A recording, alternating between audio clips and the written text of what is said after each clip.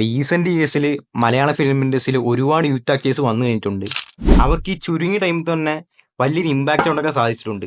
നെപ്പോ കിഡ്സിനെയും കഴിവുള്ളവരെയും ഒരേപോലെ സപ്പോർട്ട് ചെയ്യുന്ന ഒരു ഇൻഡസ്ട്രിയും കൂടിയാണ് ഹോളിവുഡ് ഇൻഡസ്ട്രി. മറ്റ് ഇൻഡസ്ട്രിയെ വെച്ച് നോക്കുമ്പോഴത്തേക്കും മലയാള ഇൻഡസ്ട്രിക്ക് ഒരു പ്രത്യേകതയുണ്ട്. നമ്മൾ ഇൻഡസ്ട്രിയിൽ ഒരു നടൻ ഒരു സിനിമയിൽ ഒരു ക്യാരക്ടർ ചെയ്ത് ഇമ്പാക്റ്റ് ഉണ്ടായി കഴിഞ്ഞാൽ ആ സിനിമയും അതേപോലെ ഇമ്പാക്റ്റ് ഉണ്ടായി കഴിഞ്ഞാൽ അടുത്ത പടത്തിൽ മെയിൻ ലീഡായിട്ട് വരും. അതേപോലെ തന്നെയാണ് ഇവർ വെച്ച് സിനിമ ചെയ്യാൻ ഇപ്പോൾ ഒരുപാട് പ്രൊഡക്ഷൻ കമ്പനി മുന്നോട്ട് വരുന്നുണ്ട്. അവർ വലിയ സ്റ്റാർ കാസ്റ്റോ മാർക്കറ്റിംഗ് ഒന്നും നോക്കാറില്ല. അവർക്ക് ഈ സിനിമയുടെ കണ്ടന്റ് ചെയ്യാനുള്ള പൊട്ടൻഷ്യൽ ഉണ്ടെങ്കിൽ അവർ ഡയറക്റ്റ് ആയിട്ട് സിനിമയിലോട്ട് കാസ്റ്റ് ചെയ്യും. അതിലൂടെ തന്നെ ഇപ്പോൾ ഒരുപാട് പടങ്ങൾ മലയാളത്തിൽ വന്നിട്ടുണ്ട്. ഇതിലൂടെ തന്നെ ഈ ചുരുങ്ങിയ ടൈമിൽ വലിയ ഇമ്പാക്റ്റ് ഉണ്ടാക്കിയ ഒരു ആക്ടറാണ് നെസ്ലൻ. നെസ്ലന്റെ കരിയറിന്റെ തുടക്കത്തിൽ കുറച്ച് കോമഡി ആയിട്ടുള്ള റോൾസും പിന്നെ കുറച്ച് ക്യാരക്ടർ ഓറിയന്റഡ് ആയിട്ടുള്ള റോൾസും ചെയ്താണ് തുടങ്ങിയത്. ഈ ഒരു ചുരുങ്ങിയ ടൈമിൽ കൊണ്ട് തന്നെ നെസ്ലനെ കൊണ്ട് ഒരു ഇൻഡസ്ട്രി ഇട്ട് കൊണ്ടുവരാൻ സാധിച്ചു. ഈയിടെയായിട്ട് നെസ്ലനെ റൂമേഴ്സിന്റെ അടിസ്ഥാനത്തിൽ ഒരുപാട് ഹെയ്റ്റ് കമന്റ്സ് വരുന്നുണ്ട്. അത് അപ്കമിങ് ഫിലിംസിനെ കുറിച്ചാണ്. അതിനെക്കുറിച്ച് നെസ്ലന്റെ ഇനി വരാൻ പോണ പടത്തിന്റെ ഒക്കെ ഫിലിം മേക്കേഴ്സ് തന്നെ അത് ഫേക്കാന്ന് ക്ലിയർ ചെയ്തിട്ടുണ്ട്. നെസ്ലന്റെ ഇനി വരാൻ പോണ പടങ്ങൾ നല്ല പ്രൊമിസിംഗ് ആയിട്ടുള്ള പടങ്ങളാണ്. അതുകൊണ്ട് വേറെ റൂമേഴ്സ് വെച്ച് ഒരിക്കലും അയാളെ നമുക്ക് ജഡ്ജ് ചെയ്യാൻ സാധിക്കത്തില്ല. നെസ്ലന്റെ അവസാനം ഇറങ്ങിയ പടമാണ് ആലപ്പുഴ ജിങ്കാന.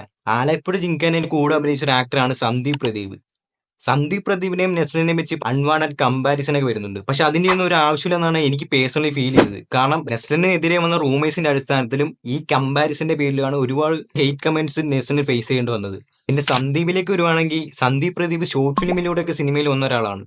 സന്ദീപ് ആദ്യം അഭിനയിച്ച പടമാണ് 18-ാം പടി. പിന്നീട് ഒരുപാട് നാൾക്ക് ശേഷം വന്നൊരു പടമാണ് ഫാലിം എന്ന മൂവി. അതിന്റെ ഇടയ്ക്ക് ഒരുപാട് ഷോർട്ട് ഫിലിം സന്ദീപ് ചെയ്തിട്ടുണ്ട്. റീസെന്റ് വന്ന പടക്കുളം എന്ന സിനിമയിലൂടെയാണ് സന്ദീപിന് കുറച്ചെങ്കിലും ഫെയിം കിട്ടി തുടങ്ങിയത്. പടക്കുളവും ആലപ്പുഴ ജിങ്കാനയും ഒരേ ടൈമിലാണ് OTT റിലീസായത്. ആലപ്പുഴ ജിങ്കാനയ്ക്ക് എല്ലാ മലയാള സിനിമകളും OTT ഇറങ്ങും കിട്ടുന്ന റെസ്പോൺസ് എന്നായിരുന്നു കിട്ടിയിരുന്നത്. തിയേറ്ററിൽ കണ്ടവർക്ക് ഒരുപാട് ഇഷ്ടപ്പെടുകയും OTT കണ്ടവർക്ക് വൺ ടൈം വാച്ചായിട്ട് മിക്സ് റിവ്യൂസ് ആയിരുന്നു OTT കിട്ടിയിരുന്നത്. പക്ഷെ പടക്കുളം അങ്ങനെയല്ലായിരുന്നു.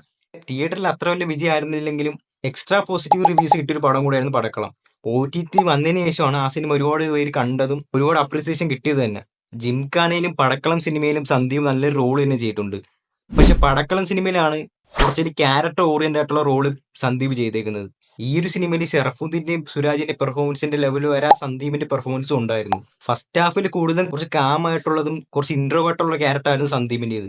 സെക്കൻഡ് ഹാഫിലോട്ട് എത്തുമ്പോഴത്തേക്കാണ് ബോഡി സാപ്പ് സംഭവിക്കുന്നതും കുറച്ച് ടെറർ ആയിട്ടുള്ള ക്യാരക്ടറായിട്ട് സന്ദീപിന്റെ ക്യാരക്ടർ മാറുന്നത്. ആ ഒരു ക്യാരക്ടർ പടത്തിന്റെ എൻഡ് വരെ ത്രൂ ഔട്ട് മെയിൻറ്റെയിൻ ചെയ്യാൻ സന്ദീപിനെ കൊണ്ട് സാധിച്ചിട്ടുണ്ട്. ഷറഫുദ്ദീന്റെ ക്യാരക്ടറിന്റെ അതേ മാനസറും പിടിച്ചുകൊണ്ടാണ് പടത്തിന്റെ ത്രൂ ഔട്ട് വരെ പുള്ളി പെർഫോം ചെയ്തത്. ആ ഒരു ക്യാരക്ടറായിട്ട് സന്ദീപ് മാറിയതിനു ശേഷം നല്ലൊരു സ്ക്രീൻ പ്രസൻസും സ്റ്റാഗും പുള്ളിയുടെ ക്യാരക്ടറിൽ നിന്ന് കിട്ടിയിരുന്നു.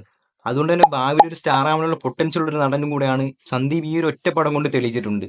പിന്നെ ഞാൻ നേരത്തെ പറഞ്ഞ പോലെ സന്ദീപ് സിനിമയിലോട്ട് കയറി വന്നത് ഷോർട്ട് ഫിലിംസിലൂടെയാണ്. ഷോർട്ട് ഫിലിംസിലൂടെ കയറി വന്ന ഒരുപാട് ടെക്നീഷ്യൻസ് വരെ ഇൻഡസ്ട്രിയിലുണ്ട്. അതിന് ഏറ്റവും വലിയ ഉദാഹരണമാണ് നടനും സംവിധായകനുമായ ബേസിൽ ജോസഫ്. ബേസിൽ അസിസ്റ്റന്റ് ഡയറക്ടറായിട്ടാണ് സിനിമയിലൂടെ വന്നത്. അതുപോലെ 3 ബ്ലോക്ക് ബസ്റ്റർ സിനിമയുടെ സംവിധായകനായിട്ടും ബേസിൽ മാറി. ഇപ്പൊ ഇതൊരു ജനപ്രിയ നായക ലെവലിൽ വരെ ബേസിൽ ജോസഫ് വന്നിട്ടുണ്ട്. ബേസിൽ സ്വന്തമായിട്ട് കുറച്ച് ഓഡിയൻസിന് വരെ ഈ ഒരു ചുരുങ്ങിയ ടൈമിൽ ഉണ്ടാക്കിയെടുത്തിട്ടുണ്ട്. പണ്ടൊക്കെ മലയാള സിനിമയിൽ ആൾക്കാരെ കാസ്റ്റ് ചെയ്യുന്നത് ഓഡീഷൻ വഴിയായിരുന്നു. ഇപ്പൊ ഒരുപാട് അങ്ങനെ ഓഡീഷൻ നമുക്ക് കാണാറില്ല. അതിന് വേറെ ഒരുപാട് കാരണങ്ങളും ഉണ്ട്. ഇപ്പം അത് കുറയാനൊരു മെയിൻ കാരണം എന്ന് വെച്ചാൽ സോഷ്യൽ മീഡിയ ഇൻഫ്ലുവൻസിലൂടെ ഒരുപാട് പേര് ഇപ്പോൾ സിനിമയിൽ വരുന്നുണ്ട്. അതുകൊണ്ട് തന്നെ ഓഡീഷനും കുറവാണ്. അതിലൂടെ തന്നെ അവരുടെ ടാലന്റ് തെളിയിക്കുന്നതുകൊണ്ട് തന്നെ ആൾക്കാർക്ക് സിനിമയിൽ വരുവാനും സിനിമയിൽ കാസ്റ്റ് ചെയ്യാനും ഒരുപാട് ബുദ്ധിമുട്ടൊന്നുമില്ല. Social media influence ഉണ്ടായുണ്ട്.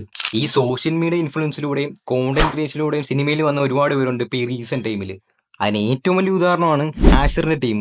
ആ സിനിമയ്ക്ക് അന്ന് വലിയ രീതിയിൽ ഹൈപ്പ് വരാൻ തന്നെ കാരണം ഹാഷിറാൻ ടീം ആ സിനിമയിൽ ഉണ്ടെന്നുള്ളൊരു ഫാക്ട് കൊണ്ടാണ്. സിനിമയിൽ കുറച്ച് മാത്രമേ ഉള്ളൂ ഹാഷിറാൻ ടീം ആ സിനിമയിൽ വന്നു പോകുന്നത്. കോണ്ടന്റ് ക്രിയേഷനിലൂടെയാണ് ഇവരെ കരിയർ തന്നെ മാറിയതും പിന്നെ സിനിമയിൽ വന്നതും. ഇപ്പം ഇവരെ മെയിൻ ലീഡാക്കി തന്നെ സെപ്പറേറ്റ് സിനിമ വരെ വരുന്നുണ്ട്. അതേപോലെ കുഡോസ് മീഡിയ അവർ ഡിറ്റക്റ്റീവ് വിജിലിന് നല്ലൊരു റോൾ തന്നെ ചെയ്തിട്ടുണ്ട്. പിന്നെ എടുത്തു പറയേണ്ടതാണ് ആവേശ സിനിമയിലൂടെ വന്ന ഹിപ്സ്റ്റർ മിഥുൻ ജയശങ്കർ, റോഷൻ ഷാനവാസ് ഓഡിഷനിലൂടെയാണ് സിനിമയിൽ വന്നത്. മിഥുനെയും ഹിപ്സ്റ്ററിനെയും ഓൾറെഡി സിനിമയിൽ സെലക്ട് ചെയ്തതായിരുന്നു. ഇപ്പം ഇറങ്ങിയ ടൂറിസ്റ്റ് ഫാമിലി എന്ന തമിഴ് സിനിമയിലും മിഥുൻ നല്ലൊരു റോൾ ചെയ്തിട്ടുണ്ട്. ജിത്തു മാധവന്റെ ആദ്യത്തെ സിനിമയാണ് രോമാഞ്ചം. ആ സിനിമയിലും ഒരുപാട് സോഷ്യൽ മീഡിയ ഇൻഫ്ലുവൻസ് ആയിട്ടുള്ള ഒരുപാട് ആക്ടേഴ്സ് അഭിനയിച്ചിട്ടുണ്ട്. അതിൽ തന്നെ സിജു സണ്ണി ഉണ്ട്, ജോമോ ജൂതർ ഉണ്ട്. ഈ ജോമോ ജൂതറും സിജു സണ്ണിയൊക്കെ കൂടുതൽ അഭിനയിക്കുന്നത് വിപിൻ ദാസിന്റെ പടങ്ങളാണ്. അവരുടെ തന്നെ ഒരു സെപ്പറേറ്റ് യൂണിവേഴ്സ് ആണെന്ന് വേണമെങ്കിൽ പറയാം. അത്യാവശ്യം ക്വാളിറ്റി ഉള്ള പടങ്ങളാണ് വിപിൻ ദാസ് പ്രൊഡ്യൂസ് ചെയ്യുന്നത്, സംവിധാനം ചെയ്യുന്നതും. ഇയാളുടെ ഒട്ടുമിക്ക പടത്തിലും ഇവരെയൊക്കെ നമുക്ക് കാണാൻ സാധിക്കും. കൂടാതെ തന്നെ ഒരുപാട് പുതിയ കണ്ടന്റ് ക്രിയേഷനെ ഇയാൾ മലയാള സിനിമയിലേക്ക് കൊണ്ടുവരുന്നുണ്ട്. ഇതേപോലെ സോഷ്യൽ മീഡിയ ഇൻഫ്ലുവൻസിലൂടെ വന്ന രണ്ടുപേരാണ് ജുനൈസും സാഗർ സൂര്യയും. ജോർജ് ജോർജിൻ്റെ പണി സിനിമയിലാണ് ഇവർ ആദ്യമായിട്ട് ഒരുമിച്ച് അഭിനയിച്ചത്. സിനിമ അത്ര ഗംഭീര പടമൊന്നുമല്ല, ഒരു നോർമൽ ക്ലീശ മൂവിയാണ്. എന്നാൽ ഇവരൊരു പെർഫോമൻസ് കൊണ്ടാണ് ആ സിനിമ കുറച്ചെങ്കിലും എനിക്ക് ഇഷ്ടപ്പെട്ടത്. ഇങ്ങനെയുള്ള പുതിയ ആക്ടേഴ്സിനെ വെച്ച് തന്നെ പടം ചെയ്യാൻ വരെ പ്രൊഡക്ഷൻ കമ്പനി മലയാളത്തിലുണ്ടെന്ന് ഞാൻ നേരത്തെ പറഞ്ഞിരുന്നു. അതിന് ഏറ്റവും വലിയ ഉദാഹരണമാണ് ഫ്രൈഡേ ഫിലിം ഹൗസ്, വിപിൻ ദാസിൻ്റെ പ്രൊഡക്ഷൻ കമ്പനി, LJP അവതരിപ്പിക്കുന്ന പടങ്ങൾ. ഇവരെല്ലാം പുതിയ പുതിയ ആക്ടേഴ്സിനെയാണ് മലയാള സിനിമയിലേക്ക് കൊണ്ടുവരാൻ ശ്രമിക്കുന്നത്. ഇങ്ങനെയുള്ള പ്രൊഡക്ഷൻ കമ്പനിയും പ്രൊഡ്യൂസേഴ്സും ഫിലിം മേക്കേഴ്സും ഉണ്ടായതുകൊണ്ടാണ് ഈ കഴിവുള്ള ഈ കണ്ടന്റ് ക്രിയേറ്റേഴ്സ് സിനിമയിലോട്ട് വരാൻ സാധിക്കുന്നവർക്ക് പെട്ടെന്ന്. ഇപ്പം നിലവിലുള്ള കണ്ടന്റ് ക്രിയേറ്റേഴ്സിനും മലയാള സിനിമയിലേക്ക് എളുപ്പം വരാൻ സാധിക്കും.